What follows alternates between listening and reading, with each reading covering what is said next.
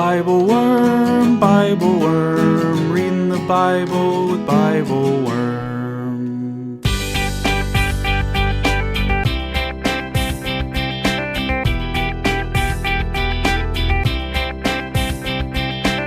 Welcome to BibleWorm, getting to the core of the biblical text. I'm Dr. Robert Williamson, professor of religious studies at Hendrix College and the founding pastor of Mercy Community Church in Little Rock.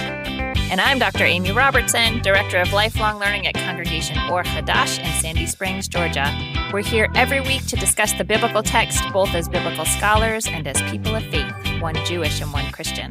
This week we read Luke 16, 19-31, the parable of the rich man and Lazarus.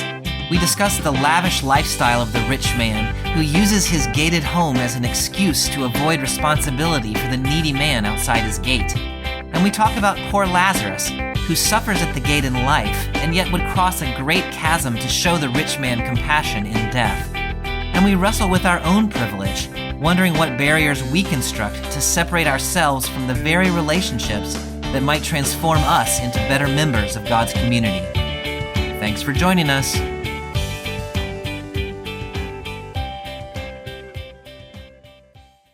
Hey, Amy, how are you this week? I am doing all right. How are you? I am also doing all right. We have a new foster dog. I feel like I say this every week. We have a new foster dog, but that's true. But this foster dog is very grumpy. She lived in the same house for 10 years, and she's just she's really unhappy about being in a different place, which, that's fair. You can be grumpy about that. But if you go over to pet her when she doesn't want to be pet, she snarls and growls at you. I'm never going to get this dog adopted. Anyway, no. but one thing we have found that she seems to really like that calms her down and that she'll actually come over and sit with us is when my daughter practices chanting her Torah portion for her bat mitzvah. Oh, that's lovely. Isn't that lovely? It also is great, so now we have these emergency Torah chanting sessions where it's quick, drop everything, go practice your Torah portion because the dog's upset. That's so sweet. What is her Torah portion? Is it something soothing? It is actually. Yeah. It's naso, which is in Numbers, and it has the priestly blessing, which is, may the Lord bless you and keep you. Yeah. Yeah. That's so sweet. So she's singing the priestly blessing to the dog, and that calms the dog down. To the grumpy dog. Yeah. I love that so much. Yeah. All right, Amy. So this week we are in Luke chapter 16, verses 19-31, which is the parable of the rich man and Lazarus, which I think is probably not one of the better-known parables in the New Testament, but it's really an interesting one, I think. Yeah. So today's text picks up then in Luke chapter 16, verse 19. There was a certain rich man who clothed himself in purple and fine linen and who feasted luxuriously every day. At his gate lay a certain poor man named Lazarus, who was covered with sores. Lazarus longed to eat the crumbs that fell from the rich man's table. Instead, dogs would come and lick his sores. What stands out to you? Let's just talk about the rich man first, I guess. What stands out to you about the way that rich man is described in this parable? Did you see that earlier in the winter, there was a BBC article about archaeologists in Israel having discovered some fabric that had been dyed with purple dye? Yeah. Did you see this article? No, I missed that. And so the piece of fabric they found, they carbon dated to 1000 BCE. Whoa. So the reason that I bring this up is really to underscore how valuable that purple dye was. And so I was reading this article about the purple dye, which is associated with nobility and priests and royalty. Yeah. And it doesn't fade over thousands and thousands of years. That's and amazing. It's found in minute quantities in the body of mollusks. Wow. So enormously expensive to produce. Enormously expensive. Certainly more valuable than gold. That is amazing. And then I don't know how they could choose vocabulary that is more extravagant in terms of how this man eats. Yeah. My translation is he feasted sumptuously every day. We just saw, was it last week when we were doing the parable of the prodigal, and, they saved the fatted calf and they had a big feast when the son came home. And this was, it seemed like the older son had never experienced that. It seems like something you do like once, every, I don't know how often. And this seems like that's happening like every day. Yeah, I was trying to think as I was reading this, who is this guy in our society? What did you come up with when you pondered that? Okay, the first person I thought of, this is kind of embarrassing. The first person I thought of was Kim Kardashian. But then I was like, well, I mean, I don't really know anything yet. Yeah. About his way of being in the world, really. Yeah. My head went to sort of billionaire class, like this is Jeff Bezos or, Elon Musk or one of those guys. Yeah. Although then I worried a little bit that lets others of us off the hook who live pretty well off but are not like elite. But this guy's an elite, so maybe this really is. Elite, right. I mean, this is an extreme example. Like these are like the absolute, if you picture a continuum of society, these are opposite ends of that continuum. I think that's exactly right. Well, let's talk a little bit about Lazarus. What details do you pick up about Lazarus that seem important? I mean, it just is so striking that whereas this unnamed man is clothed in the most luxurious things you can imagine, Lazarus doesn't even have skin to cover his whole body.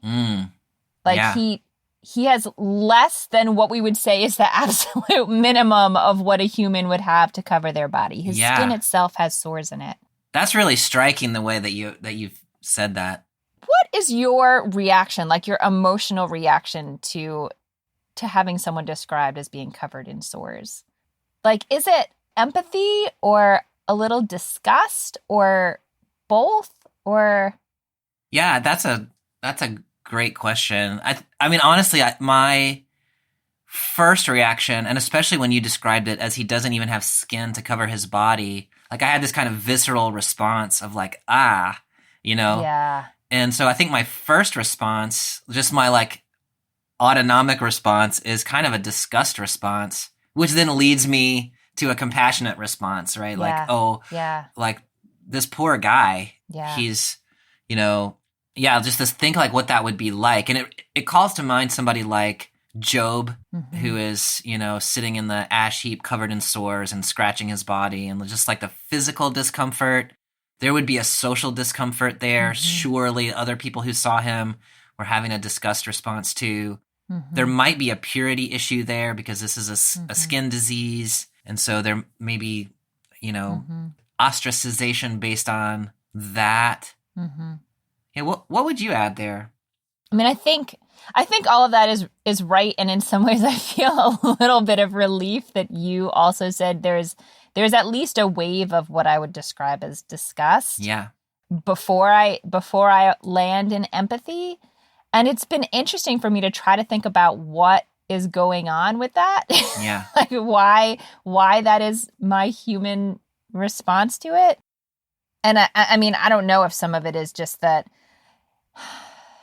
the realization that like we can treat our bodies with so much dignity and honor by clothing them in all of these things. But at the end of the day, I mean, it's sort of like, ashes to ashes, like a body is a body and it will do what it will do and it will eventually decompose. And like, this is just such a stark reminder of that. I mean, I can see why someone like Lazarus would not even want to look, like not even want to acknowledge that this is part of the human experience also. That really adds an interesting layer of thinking about like the dynamic in these two characters, where if you think of the rich man as actually avoiding Lazarus precisely because he doesn't want to contemplate his own mortality. And then the next thing, that's about to happen is they're both going to die, and we're going to see what happens after that. And he's going to contemplate his mortality. Yeah. So Lazarus is sitting at the gate and longing for crumbs, but he doesn't get anything, it seems like. There's a barrier there, but it's not a real barrier. Like, it seems like he's not allowed to pass through the gate, so he's got to sit outside. But he could be invited in. He just isn't invited in, and he's so hungry that he's longing for crumbs, but those seem to be denied to him. Like, there's just such a... Like, I always envision him as, like, within clear eye shot of the table. And so he sees these, sumptuous feasts that are being consumed every day. Yeah. In Roman practice, bread would be used like a napkin, basically. And so like to sop things up. And so people would throw bread probably on the floor, which was covered in, like whatever, the soppings of the meal. But he wasn't even apparently allowed those. Yeah. Any thoughts about his sort of hunger situation? So in the Jewish liturgical calendar, we're still in Exodus. And just last night I was teaching on the Torah portion Mishpatim, which is around Exodus 21 or so. And there's a teaching about what is called the Shemitah year, which is every 7 years, there's this imperative for the fields in Israel to not harvest them. And so whatever grows naturally, anyone has equal access to. The food is considered ownerless. And so anyone can come and take some, but you can only take sort of what you would take from a communal resource. It's not, you can't say this is my field and so I'm going to take all this food inside. And so we were talking about that idea and I don't know, sort of what we imagine would be the emotional experience of not being able to plan very far ahead and just having to see what's in the field on any given day. Yeah. And trying to get some tiny, tiny glimmer mirror understanding of what it's like to rely on communal food sources and how messed up things are in America now that there are segments of the population who live in that sort of eternal state of vulnerability and only having access to, gleanings from communal food sources like a food pantry or something like that. All of this is to say, reading this text and seeing this crazy, crazy distribution of food such that one person has far beyond, what a human body even should be taking in. My goodness. Like you shouldn't be feasting every day. And then something like the scraps are denied to someone else. Yeah, what you're thinking about is really important and striking. And it was making me think about some of my friends from Mercy Church, who are mostly folks who either are currently living on the street or have spent a fair amount of time living on the street. And a lot of what they do is they eat out of dumpsters. And so, there's a few places around town, like the Little Caesars Pizza, like they throw out pizzas after a certain amount of time. So you can eat a pretty good meal if you're willing to eat out of a dumpster, or the barbecue place. Like I have a homeless friend who's like always sitting by the dumpster at the barbecue place and he eats barbecue like 3 days a week. Yeah. But there are places in town who will have a security guard who protects their dumpster. And I don't know, there's just something about the denying of scraps, which is what this guy's doing in this parable to say, I don't have any use for this, but I'm going to deny it to you. Have it. And I know you wouldn't come into my store and buy it. But there's this sense of like, you've got to earn the food or if I let you have food, then it's going to hurt my business. And just to me, there's such a coldness there about somebody who would do that.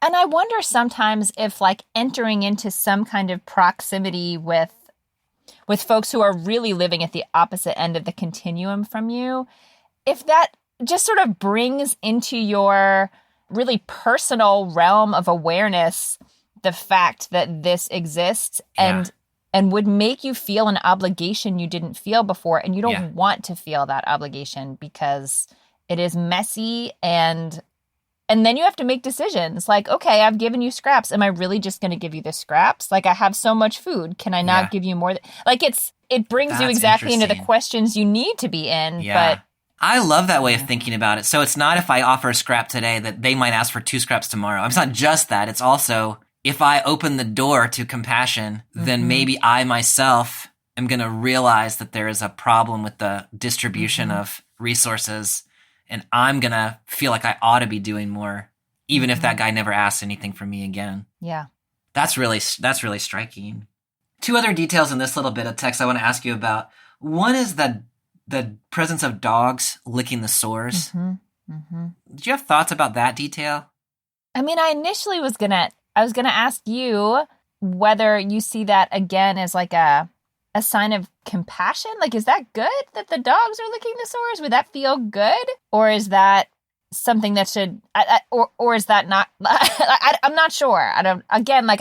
My response to that is a disgust response. Yeah. And I don't know if that's what it's supposed to be. I think where you're headed is probably the most plain reading of the text, that, dogs in the Roman world and the Jewish world of the Roman period were not like, our sweet dogs who sit at the foot of our bed. They were street scavengers. And so to the extent that the licking might be comforting, it is a really twisted kind of comfort, right? Yes, right. Like, if that feels good to you, like, how low must you be that's what feels good to you? Yeah. Yes. Mm-hmm. The other detail, and you mentioned it a minute ago, but we didn't really do anything with it, is in this story, it's the poor man who gets the name. We're told he's Lazarus, and the rich man gets no name. And that's true all the way through the story, as we'll see. Do you have any thoughts about the significance? Is there any significance to who is named and not named in this text? I mean, my first thought, this hadn't occurred to me before, but I think that not naming the rich man does make him seem more like he could be anyone, or, he can't be anyone. Like, he's extravagantly rich and powerful, but it does make him seem more like, he's an example of something, as opposed to this is a single guy. What would you say about it? Well, my reading was, I think, more simple-minded, which is just that oftentimes in the biblical text, it's the people with some status who are named, and people who are lower status are not named. Mm-hmm. So you get a whole bunch of nameless people get healed in the biblical text. Here you've got the poor man who is so poor that he doesn't have clothes and he doesn't have food, and he's named. And the rich man who is got purple linens on is unnamed. So there's a reversal there. Yes, I love that. And that is going to lead us right into where this story's going. Yeah, exactly right. So, picking up then in verse 22, the poor man died and was carried by angels to Abraham's side. The rich man also died and was buried. While being tormented in the place of the dead, he looked up and saw Abraham at a distance with Lazarus at his side. He shouted, "Father Abraham, have mercy on me. Send Lazarus to dip the tip of his finger in water and cool my tongue, because I'm suffering in this flame."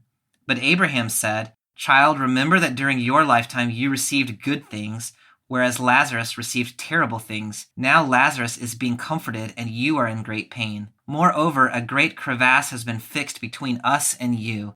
Those who wish to cross over from here to you cannot, neither can anyone cross from there to us." Can I ask a Greek question? Yeah. My translation starts verse 23 with, "in Hades." Yeah, I think that's probably right. I didn't feel like I heard a mention of Hades in yours. Did I miss Hades in there? Yeah, so the Greek is, in Hades. The CEB has "in the place of the dead," which I think is, that's the way it's translated, Hades. That's what they mean. Okay. But it does strike your ear differently when it's named Hades. Yeah, it struck mine differently. But carry on. No. I think that's kind of interesting. Like, one of the things that, like, you often will sort of interpret this, or people will, as like, they're in heaven. One of them's in heaven, the other one's in hell. But they're both in the same place, aren't they? Yeah, they're both in the land of the dead. They're just So within Hades itself, there seems to be this sort of division of who's getting rewarded and who's getting punished. Yeah. So it's sort of heaven and hell like, but Yeah. They can see and talk across the crevasse. Yeah, that's right. Yeah. Very interesting. Do you make anything of this? So the way their death is described is so strikingly different. So different. So the rich man gets a burial, and the plain sense of the text is that the poor man does not. It's like he just died in the street. Mm-hmm. And so one way of reading this is, even in their deaths, in terms of like earthly honor, the rich man continues to be honored in the way one is supposed to be honored. The poor man is given the indignities even in his death. Yeah. But in the spiritual realm, the angels are attending to the guy who experiences earthly indignities, and they're not mentioned in the death of the rich man. I love that. And I love your pulling out there the sort of, again, the emphasis on the body, the dignity of the body for this rich man. And part of the dignity of the body is having a proper burial. Yeah. And all of that is denied to Lazarus but then he gets carried away by Ian. Yeah, it's just a totally different frame of reference. Yeah. Mm-hmm. Okay, so once they get to the afterlife, it's interesting. Lazarus isn't really a character. Like, he's there with Abraham, and that's really all that happens to him. Yeah. The real dynamic here is between the rich man and Abraham himself. Yeah. So he's calling to Father Abraham, saying, "Send Lazarus to cool my tongue." Mm-hmm. Well, let me just ask you about that. Like, to me, that seems, what's your word that you use? Chutzpahdik? Yeah. That's good. Yeah. Chutzpahdik. Yeah. What would you say about this request from the rich man? Anything? Gosh, that was, so my first thought about it was that, it says he's in agony in these flames. And what he asks for is a drop of water from the tip of someone's finger to cool his tongue. Yeah. Like, it is not going to solve his problem. It's like the tiniest bit of relief. Yeah.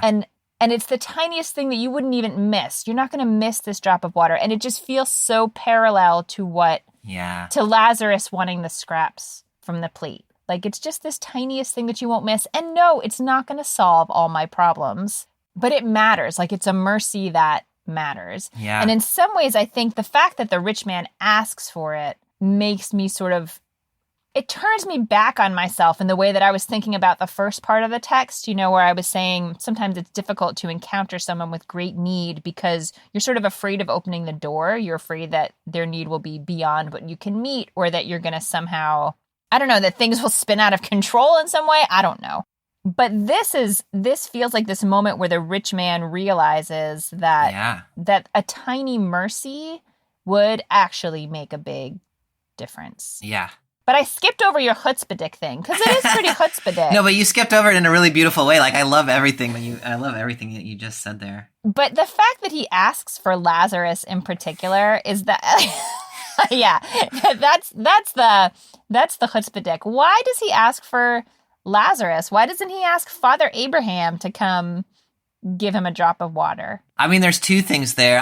I'm very cynical in my reading. I don't know if there's a less cynical reading or not. One is that he knows Lazarus' name. And so one could have read that first part as this rich man was like so important that he never noticed or cared to pay attention to that guy outside his gate. And so, like, maybe he's not really, like, he's responsible, but he's not like directly responsible. Now it's clear that he knew his name because he asked for him by name. And so now we have this image that back when they were alive, the rich man was aware enough of Lazarus to know his name was Lazarus. And yet he would not give him table scraps. That really does shift my reading of it. Like, Lazarus, they were in some way of a community together. Yeah. Like, they knew. Yeah. They knew each other. That's right. He's such a jerk, Bobby. Yeah.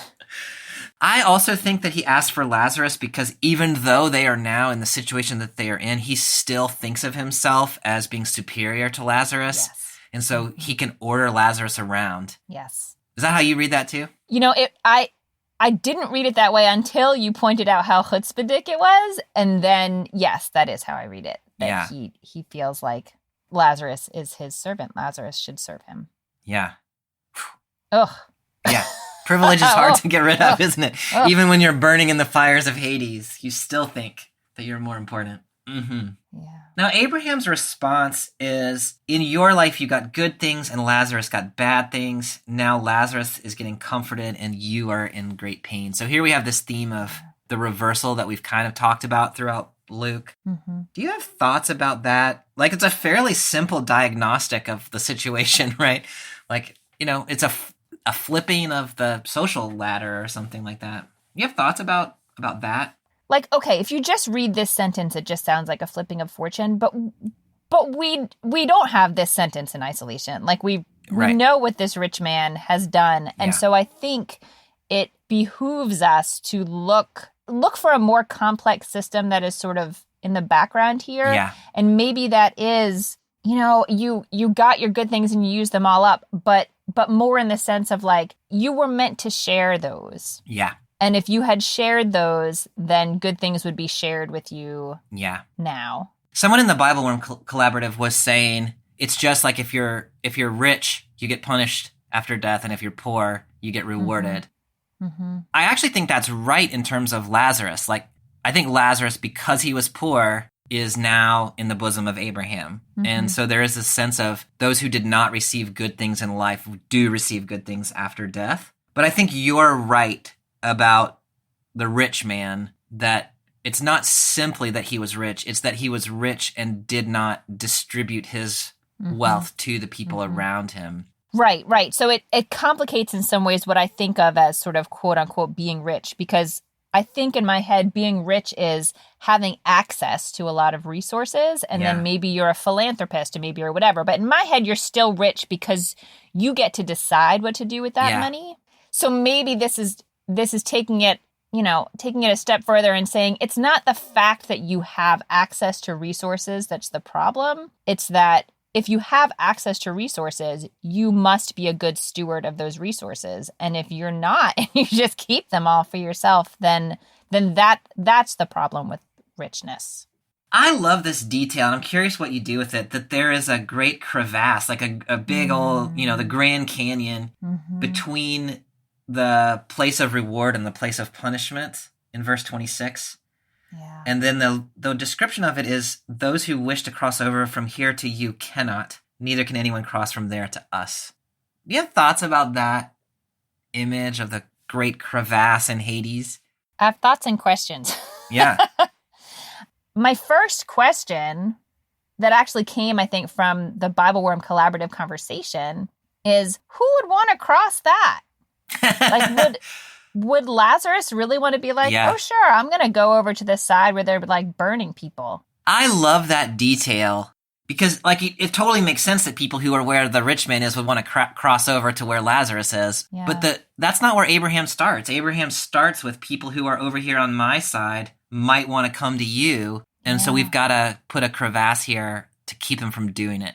And like the way that I read that is people who have suffered in their life are so compassionate. Yes. Like that has shaped them, that when they see you suffering, despite all the crap that you did to them, we know they're going to want to go and help you because they don't want to see people suffer. And so we've had to put this barrier in to be like, nope, Lazarus, you cannot go help that man. And that's also been my experience at Mercy Church, is that the people who live on the street are some of the most generous people. And, one of the reasons that cycle of homelessness perpetuates itself is because when people who live on the street come into money, they give it to other people who are in need. Yeah. And so this totally makes sense to me that they would see somebody, even somebody of privilege, and be like, I know what it's like to suffer. I don't want you to suffer. I'm going to come help you. And the great barrier being constructed there to prevent that. I think that's such a powerful image in this text.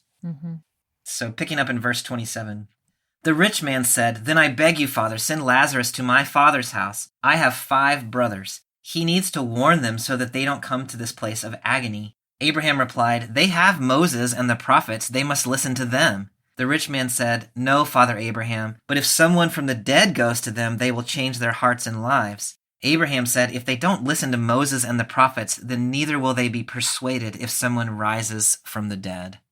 What do you make of this idea? So first of all, he wants to send Lazarus on another errand, which is like, this guy, come on, man. Read the room. I know, right? Oh, this poor guy. Yeah. And so he wants to send somebody to go and warn them, which is, I mean, it kind of, I'm like, respect. I get that. And Abraham's response is they already have a warning, right? That Moses and the prophets. To which the rich man's response is just no. No, Father Abraham. Send somebody from the dead. What do you do with that? I mean, I think it's a really interesting idea that because like the Torah and the prophets are out there already, that nobody needs a personal invitation to engage with those teachings, that you should know you already have that. You don't need a personal invitation. Yeah. Now, I don't know. I mean, I feel like it's sort of like mass emails versus personal emails. Like, I don't know. I think if dead Lazarus showed up, they might pay more attention to dead Lazarus, but Abraham doesn't think so. I think this is really interesting because, what it's saying is the law and the prophets should be sufficient. Yeah. And so, a lot of times when you read the New Testament, your assumption is that there is something specifically unique about Jesus that is what enables one to make it into the good place. Mm-hmm. But here are the reasons that people are able to get into the good place. For Lazarus, it seems to be because he's poor. He got nothing good in life, and so he gets good after death. Mm-hmm. And then people who follow Moses and the prophets, who read the Torah and understand its implications for wealth, like, that's what you need. And so Jesus' role then becomes something like his purpose is to point you to and show you what the law and the prophets already said. But the law and the prophets are sufficient, ought to be sufficient. Mm-hmm. The problem is people don't pay attention to them. That's such an interesting idea, because part of me then says, like, well, if all the teachings are out there already, and I know that Judaism's not a proselytizing religion, but you could convert to Judaism. So why did Jesus have to come? Yeah, that's a great question. And in my mind, in Luke's telling of the gospel, Jesus is mostly for Gentiles. Mm-hmm. And it's not because God doesn't care about Jews any longer. It's because the Jews already have what they need, and they either do it or they don't. Mm-hmm. But for Gentiles who don't have access to the Torah and the prophets, the resurrection of Jesus is the thing. And for Luke, it's actually the crucifixion of the innocent Jesus, who is then resurrected to show that God has vindicated this innocent life, makes people suddenly realize, oh my goodness, like, how could we execute the most righteous man who ever lived? We need to get ourselves straight. Mm-hmm. That's what's going to turn them to the law and to the prophets. Mm-hmm. That's the way I read Luke. That might be a heresy from my tradition. I'm not sure. And it's certainly not what, like, say, the Gospel of John is going to think. Yeah. But in my mind, that's what the Gospel of Luke thinks, is that the Jews have the Torah and the prophets. It's sufficient to them. If right, so they're either doing it or they're not. Yeah. If they're paying attention to it already, then they're good. If they're not paying attention to it now, nothing about Jesus is going to change their mind. Yeah. But there are people out there who don't know the Torah and the prophets, and that's who need it, who need Jesus. That's so interesting. That's probably, I feel like that was probably a heresy, but I also think that's what Luke is saying. Yeah. Well, and as you said, like, there's not a consistent perspective on this across the New Testament. So, yeah. You're not necessarily saying this has to be the entirety of Christian theology, but that does seem to be what he's saying. So that then brings us to the end of our conversation. I feel like this conversation has already been gesturing in some really important ways to things going on contemporarily that the text points to. But if you were going to make that connection to today, sort of out of this text, like, what does this text speak into our world? What connection would you go to first? I am thinking about that chasm and what constitutes that chasm on earth. Yeah. And how easy it is, if you have resources, to stay on your side, and how appealing it is and how comfortable it is. And also the starkness of seeing that, this rendition of what happens in Hades really presses us to figure out how to cross the chasm on earth. And it's not easy on earth either, I don't think. Like, I don't mean to say, like, oh, just because I think that when you, as I was saying earlier, when you really open yourself up to seeing the humanity of people who are living a really different experience on earth, an experience of suffering on earth that you have the capacity to alleviate in some way, you will feel the commandment. Like we say, like, they have the Torah and the prophets, but having intellectually these ideas that you're commanded to do these things is one thing. And actually having the weight of a relationship that makes you feel personally in your body the obligation to do it, those are very different things. And as long as we stay on our side of the chasm, we can avoid that sort of embodied awareness of our obligation. But once you feel it, it's hard and it's unsettling and it doesn't go away. Like, it's an obligation. You can't turn it off, and that's exactly how it's designed. Like, I think for me, that's really what it means to be commanded to do something. Like, you have these abstract ideas of what you're commanded to do, but until they actually play out in relationship to someone else, you can sort of do them or not do them. Like, they're very like up in the air, floating around somewhere. But until we bring ourselves into relationship with people who have really different existences, we don't actually have an opportunity to live out the commandments in the Torah and the prophets. But you have to be willing to take the steps that will cross the chasm in the first place. I love that. I love everything about that. Yeah, my head is going somewhere very similar. Mm-hmm. And that emphasis on the relationships, I think, is so important. And the chasm or the gate, the ways that we create separation. And, the gate is such a flimsy separation, right? Yeah. Like, it is totally permeable. And you could choose to go and talk to the person outside the gate. You are allowed to cross that barrier, and you choose not to. Mm-hmm. So seems like the rich man in this parable treated the gate as an impassable canyon, when in fact it's just a gate. And so, thinking about all the ways in which we do that, and the importance of building relationships across all kinds of barriers, real and imagined, like that. Not just economically, but when we think about how is privilege exercised in our culture, and how do I build relationships that bring me to understand the perspective of someone who is different than me, so we can all strive together for a community of the type that is envisioned in the Torah, where everybody is able to live life fully, even in the midst of some disparities. Yes. But everybody's got access to a full life. And I think you're exactly right, that the key to that is not just knowing the names of the people, because this guy knows Lazarus' name, right, but actually entering into relationships. And those are going to change us, Yes, they are. I think that's exactly right. I don't have anything more to add. This text calls us to some really, simultaneously so simple, right? Yeah. Like, get to know people and care about their situation in life. And that's going to change you, or at least it should change you. Yes. Well, this is a quirky little text that not a lot of people, I think, probably know. This is certainly no prodigal son in the sense of like how well it's known and how often it's taught from. But there's so much in here that's really worth unpacking. I appreciate your digging through it with me. It was a good text to read. I'm glad this was in there. So next time we'll be in Luke chapter 18:31 to 19:10 with the story of Zacchaeus. He was a wee little man, and a wee little man was he. I can't wait to read that story now. He climbs up in a sycamore tree. Do you know why? For the Lord he wanted to see. That's beautiful, Bobby. A wonderful children's song that you learn in Vacation Bible School if you're a Presbyterian. Probably most traditions. I bet most Christians, if you start to sing that song, they will know how it goes. Yeah, the Jews don't know that song. No. But you know other good songs. Oh, it's always a pleasure, Bobby. I will see you next time. All right, I'll see you then. Bye. Bye. Thanks for joining us for this episode of BibleWorm. If you'd like to hear the rest of our conversation about this text, join our Patreon at the Extended Worm level or higher to get access to extended episodes.